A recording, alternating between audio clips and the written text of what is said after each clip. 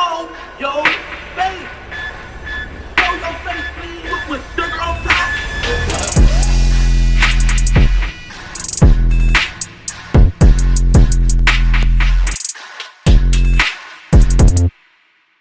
Hey, what's up, y'all? Y'all know my slogan.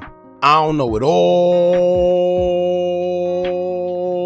but I know what I've been through. Now, before we get into this video, make sure you check us out on Patreon at www.patreon.com/Hooka Anonymous _. You guys been telling us to create one for the longest, so we recently created a community where we will upload videos that we can't share on YouTube due to their guidelines. We'll also be dropping the latest to there first, behind the scenes information that you wouldn't find anywhere else on our socials.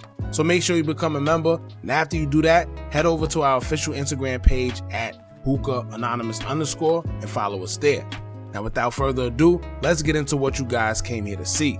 Now, just 2 days ago on August 4th, 2024, many of us acknowledged that it's been 4 years since Carlton Weekly, aka FBG Duck, was shot and unalived in Chicago. It's been reported that he was in the Gold Coast shopping for an outfit for his son's birthday that was approaching, and this was at the time when the world was shut down due to the pandemic. Stores were slowly opening up, but they had certain restrictions on how you were able to shop, and one of those rules were that shoppers had to wait outside until a certain amount of people were out of the store before more can enter. This was to minimize the chances of anybody spreading anything or catching what was floating around, according to our government.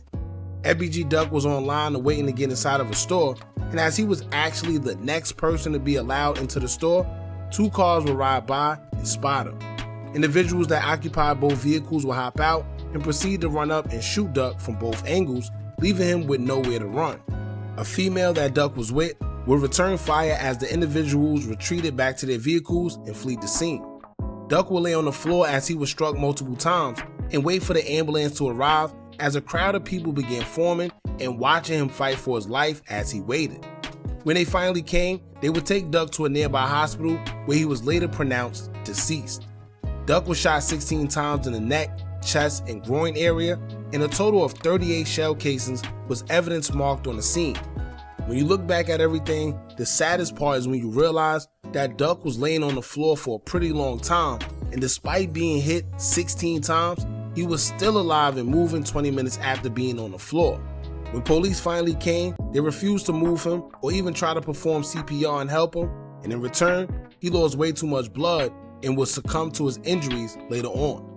This is a part of the story that I always wondered about, because as videos surfaced all over social media, it's pretty evident that someone could have done a little more than they did in efforts to help Duck, whether it was a police officer or someone else who knew what they were doing. If you go back to our earlier videos covering this, I always stated that the ambulance took way too long and the police on the scene acted as if they didn't even care that a man was on the floor literally fighting for his life. Now, after investigations occurred, it would be uncovered that 6 suspects were involved in the shooting that took FBG Duck's life, and CPD announced that those suspects were a part of OBlock, who were longtime rivals of Duck's. Kenneth Kenny Mac Robertson, Charles cmurda Liggins, Carlos Los Alford, Christopher C. Thing Thomas, Ralph Teasy Turpin, Marcus Muwap Smart, and Zell Munna were all charged with the unaliving of FBG Duck. It'll be all types of rumors flying around about how or why these 6 individuals were able to get Duck, and most believe that it was King Von that allegedly put $100,000 on Duck's head. But as trial will play out, it will come out that in fact, Ralph Teasy Turpin was the one that alerted the OBlock members of Duck's whereabouts, making up a story to get them to come down to the Gold Coast and carry out the act. Teasy spotted Duck and would have malice towards him due to Duck having an affair with his child's mother years prior. Sources say Duck wasn't even on that level with her at the time he was unalived, which means that Teasy was just being jealous over an old situation. He would call up the OBlock members and make up a lie, stating that Duck along with someone else chased him with a firearm and said he had to hide in the store. He told him that Duck said he'll be waiting for him to come out. When asked if he had a weapon on him, he told him no, although he really did, but was just afraid to handle his own problems. So the whole time these OBlock members thought they were coming there to save Teasy from potentially being unalive, the whole time he was just sending them on a crash out mission all due to his own greed and jealousy. It was phone records including calls and text messages, surveillance footage that was captured in the busy area of the Gold Coast, social media posts, and music videos that was all used to identify everyone that was involved. I always felt it was someone cooperating also, but it hasn't been confirmed whether it was or not at the time everybody was arrested. In October of 2021, the 5 suspects were all picked up one by one. It was 6, but Zell Munner would pass away due to allegedly taking his own life before he could be arrested and charged with the others. Everyone played a key role and was charged separately based on the role that they played. Some people were charged harsher than others, but once again it was based on your role in everything that took place on August 4th. When it comes to the charges, they would go as follows. cmurda, an alleged shooter, was found guilty on 5 of 7 counts. He was charged with the unaliving of Duck, engaged in the conspiracy to unalive Duck, used a firearm in relation to the shooting, and wounded Duck's girlfriend in the attack. He was found not guilty of shooting another shop on Oak Street and using a firearm in relation to that shooting. Kenny Mack was identified as an alleged getaway driver and was also found guilty of the same 5 counts. He was found not guilty of the same 2 counts. Muwap was identified as a gunman and was found guilty of 5 counts. He was found not guilty of 2 counts of shooting Doug's girlfriend and using a weapon in relation to the shooting. Los was identified as another alleged getaway driver and was also found guilty of 5 counts.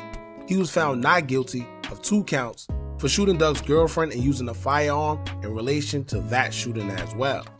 C-Thing was identified as another alleged shooter and was found guilty of 3 counts: unaliving Duck, using a firearm and unaliving of Duck, and conspiracy to commit the unaliving. He was found not guilty of counts related to the wounding of the other 2 victims and using a weapon in that shooting. Teasy, who allegedly set everything up and was the reason behind the suspects coming to the Gold Coast for Duck, was found guilty 2 counts: the unaliving of Duck and conspiracy to unalive Duck. Now on January 17, 2024, all 5 of the suspects were found guilty for the unaliving of FBG Duck in the Gold Coast as trial came to an end after 3 whole months. Although they were found guilty, it hasn't been confirmed how much time each individual will be serving, as they were all given separate sentencing dates. I'm assuming they will all be sentenced separately due to everybody playing a different role in the crime. Everybody assumed Charles Liggins would be sentenced today, in which he was supposed to be, until the sentencing dates were pushed back until early next year for unknown reasons. At first, Liggins was supposed to be sentenced today on August 6, 2024. However, Mama Duck will update the world on the newly sentencing dates via IG story, as it would say, quote, Ralph Turpin, aka Teasy, January 14, 2025 at 10 a.m. Charles Liggins, aka cmurda, January 15, 2025. To Carlos Orford, aka Los, January 16, 2025. Christopher Thomas, aka C-Thing, January 21st, 2025. Kenneth Robertson, aka Kenny Mack, January 23rd, 2025. And Marcus Smart, aka Muwap, January 28th, 2025. So originally it was supposed to be cmurda that was supposed to be the first one to be sentenced, but that transitioned into Ralph Turpin, aka Teasy, being the first one to be sentenced in the case. Now cmurda was identified as one of the main shooters and was charged for shooting Duck and the woman that he was with, so his sentencing to me would basically determine how the rest of the guys' court dates would end up after seeing the time that he receives.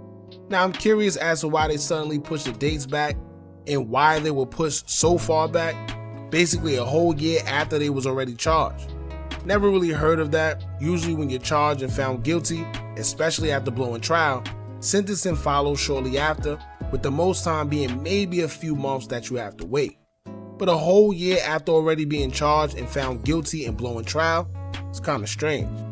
Now we do know that Muwap has been trying to file motions for an appeal, and from what we heard before in the past, allegedly he was the only one with a paid attorney.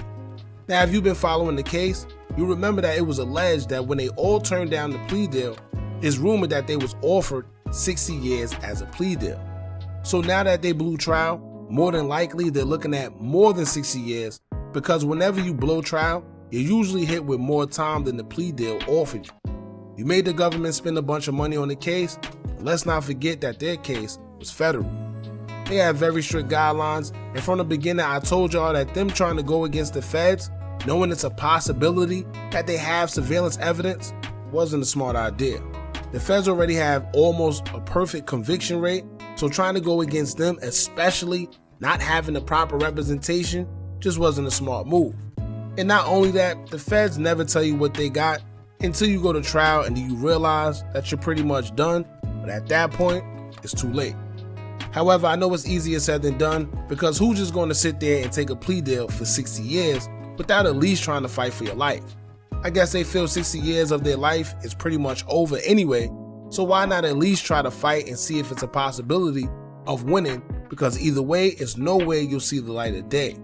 So that's pretty much it, y'all. Most people already knew that their sentencing was pushed back, but some people were still questioning what was going on because they assumed that cmurda was being sentenced today.